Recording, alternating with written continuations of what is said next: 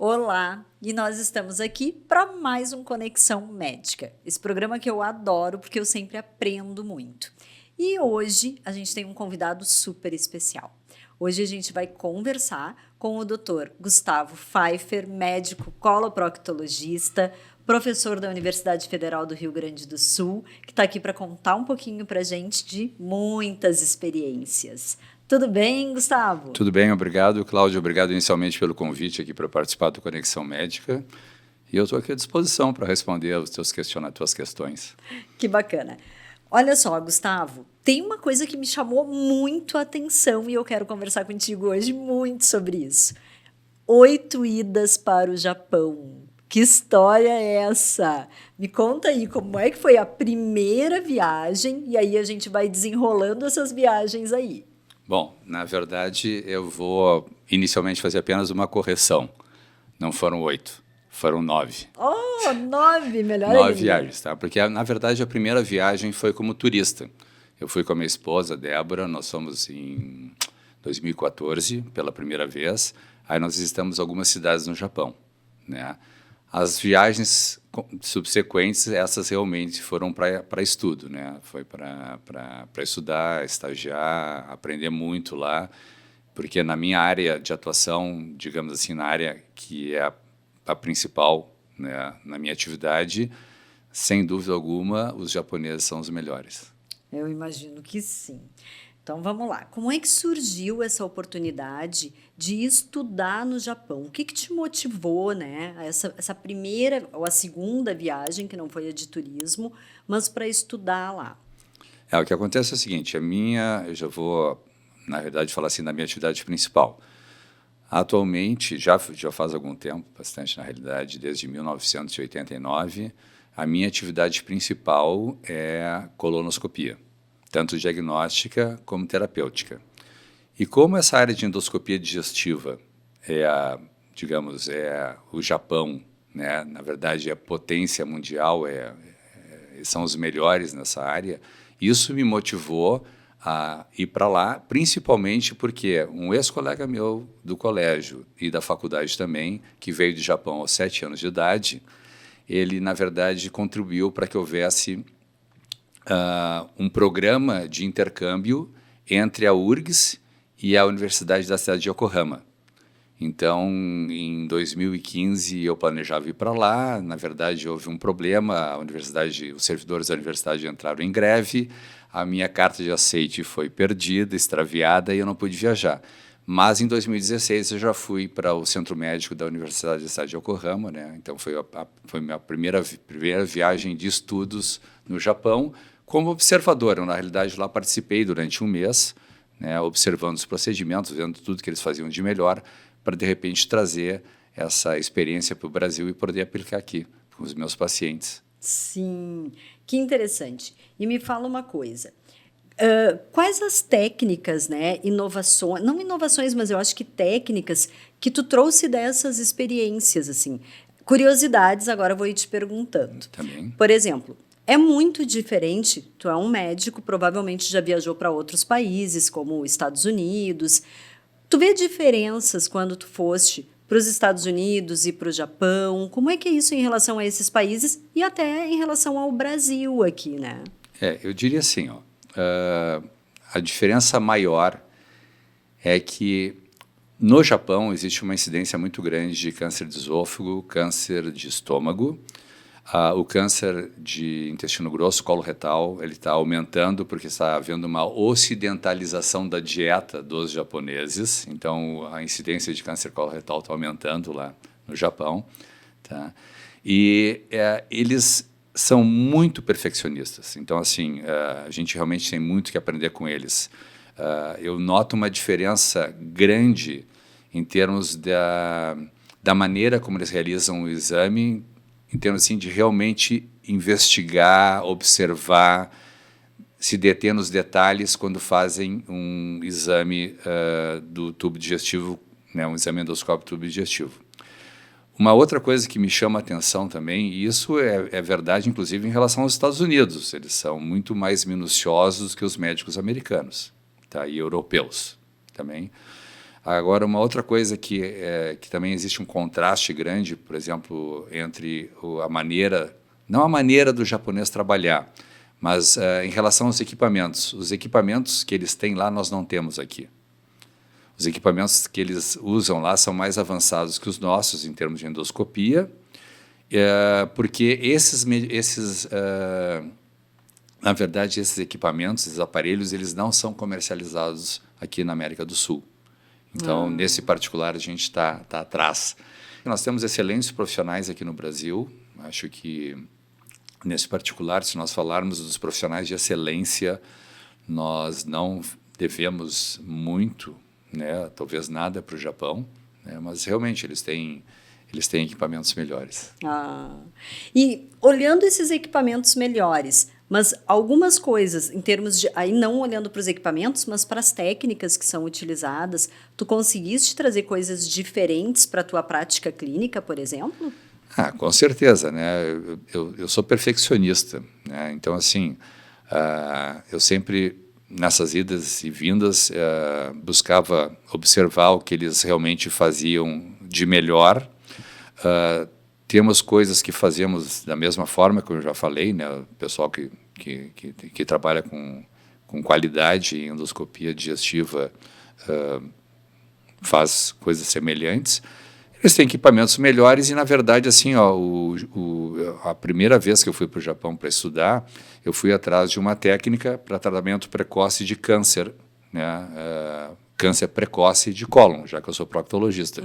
Esses tratamentos começaram a ser desenvolvidos no final da década de 1990, né? E, na verdade, lentamente eles começaram a vir aqui para o Brasil, né? E nós, às vezes, carecíamos dos acessórios, o equipamento eletrocirúrgico, mas agora esses equipamentos já estão à disposição e essa técnica já é empregada aqui.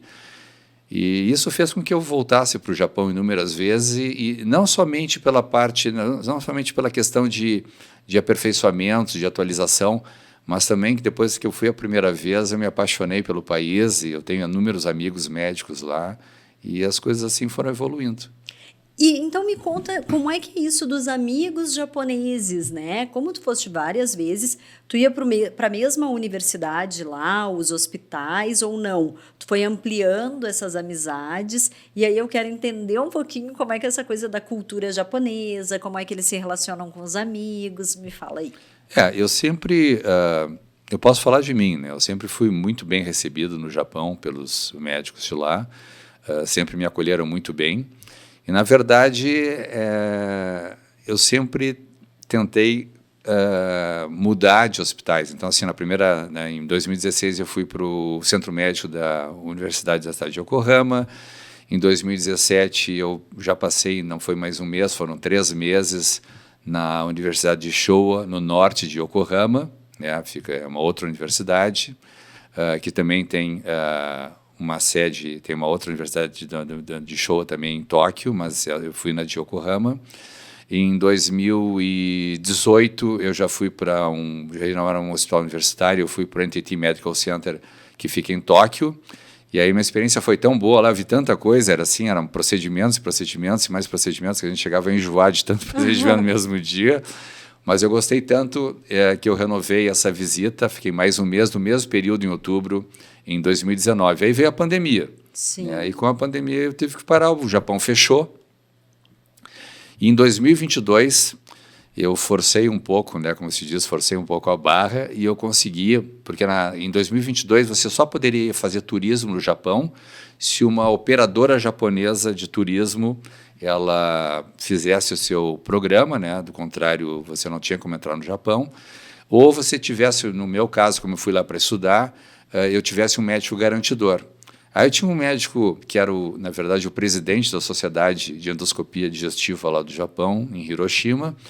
Ele era meu amigo já no Facebook. Então, eu consegui que ele fosse meu garantidor. Ele foi meu garantidor e da minha esposa. E nós fomos, então, naquele momento, nós fomos para Hiroshima. E, no mesmo período, eu também visitei, então, estudei no Centro Médico da Universidade da cidade de Yokohama. Então, foram 2 serviços, né? Que Já legal. em 2023, não houve problemas mais, né? Eu fui estudar em Kobe, né? Fiquei quase um mês lá. E depois, o ano passado, foi interessante porque eu recebi uma licença do ministro do Trabalho e da Saúde lá e do Bem-Estar do Japão, que é uma licença que eles chamam de Advanced Clinical Training, né? Então, para poder exercer, né, atuar no Japão, fazendo exames e procedimentos nos japoneses. Então, essa foi a minha última experiência no ano passado. Foram 6 meses extremamente interessantes e que eu aprendi muito também. Eu imagino, porque nas tuas outras viagens tu falaste, né? Tu foste como observador e aí ser convidado e receber até uma certificação para atuar lá, achei muito, muito interessante isso, né? E me fala um pouco, Gustavo, assim, culinária, né? Porque a gente pensa Japão, o que é a culinária lá? O que tu comeu? Como é que é essa coisa? Vamos entender um pouquinho de cultura também, né? Porque a gente está no Brasil muito distante, né? Então, fala um pouco sobre isso pra gente. Uma coisa assim, né? Todo mundo sabe que sushi, sashimi, fala isso no Japão, mas, por exemplo, na minha primeira ida para o Japão para estudar em Yokohama, né? Eles assim, ó, eles não poupam em termos de comida para agradar. Então, assim, são banquetes incríveis que eles oferecem. A minha surpresa desagradável, porque tinha muita comida com peixe cru, essas coisas outras, né? Mas a minha surpresa desagradável é que nesse jantar de despedida em 2016, eu observei que tinha uma carne bem vermelha, crua, né? Que eles estavam servindo ali. E aí eu vi que não era peixe, né? E aí eu perguntei pro chefe do serviço lá do que se tratava, e carne era aquela. E ele olhou para mim e disse assim, essa carne é de um animal que faz assim, ó, era carne de cavalo. Meu Deus! Eu não comi. Eu disse, isso aí seria uma heresia, né, em relação ao gaúcho aqui, ao Rio Grande do Sul, então. Sim. Mas não quis nem provar. Tá? Mas assim, ó, eles são... eu não vou te falar exatamente da culinária, porque nessas viagens todas que eu fiz, tá, a minha esposa sempre foi junto. Né? Que legal. Então, na primeira vez, nós ficamos em um hotel. Né? Então, a gente comia fora, mas nas outras vezes, nós ficamos em Airbnb. Uhum. Ela sempre me acompanhou, então, na verdade, ela cozinhava, eu comia muito, a gente comia fora também, mas aí nós não buscávamos tanto assim coisas... alimentos crus, digamos assim. Uhum. Então, a gente alguma coisa que fosse frita ou cozida, a gente preferia. Até porque vocês ficavam bastante tempo lá, né? Bastante. Quanto tempo vocês ficavam? Na última viagem, por exemplo, vocês ficaram quanto tempo?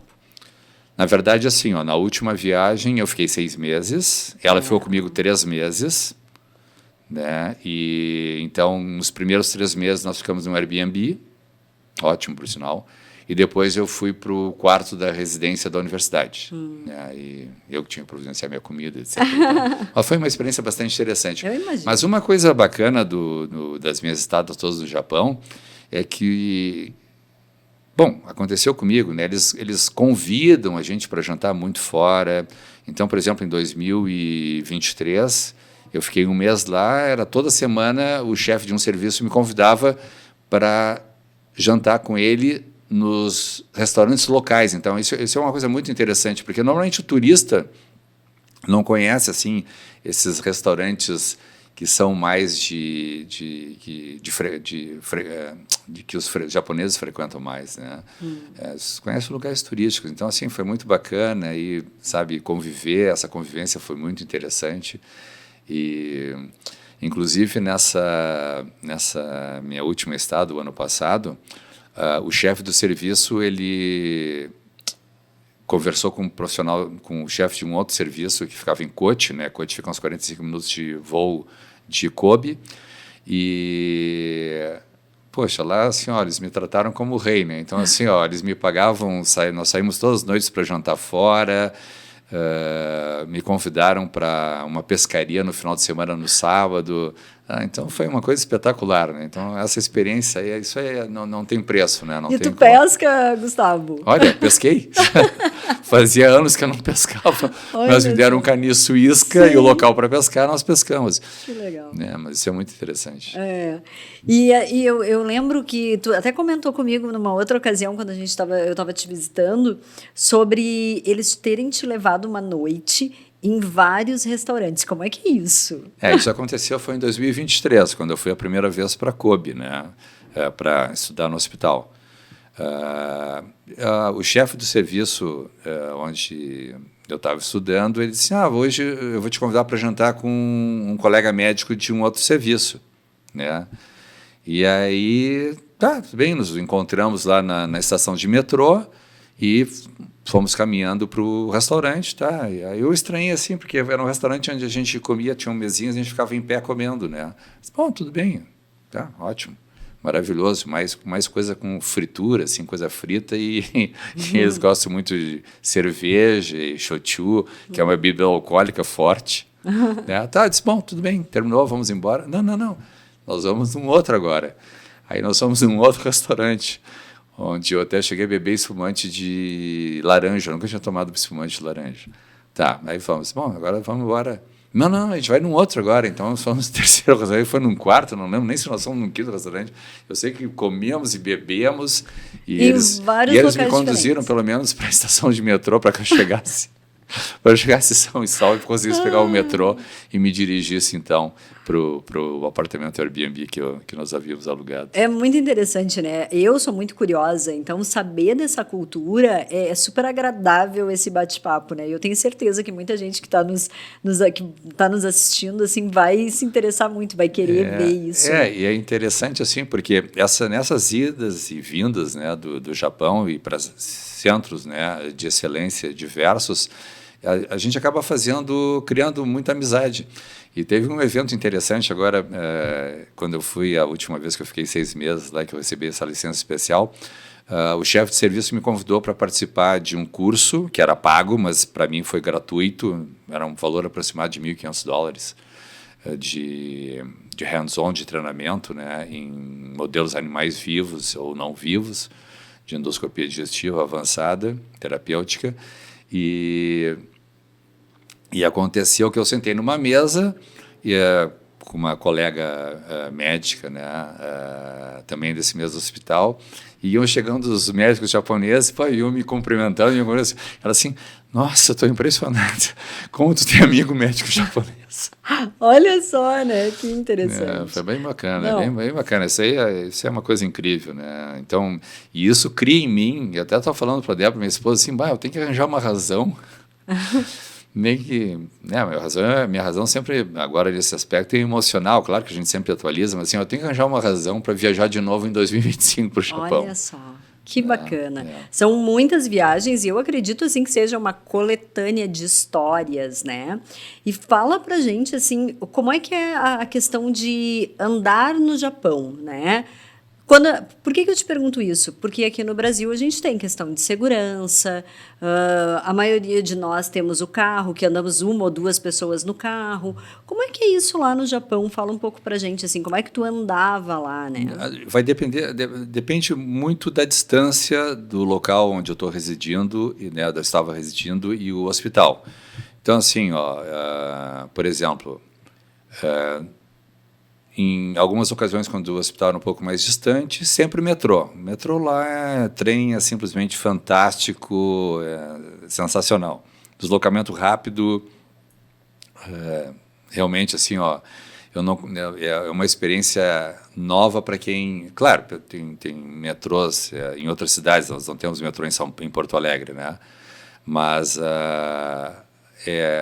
o meio de transporte, às vezes, é fantástico. Então, assim, metrô ou caminhava, né? Nunca peguei táxi, tá? Metrô ou vai a pé para o hospital. Então, a segurança. Eu lia, mesmo já tendo ido para o Japão, há alguns anos atrás, eu li assim, o depoimento de uma mãe, né, que estava no Japão, foi morar no Japão e estava com a filha brincando no parque.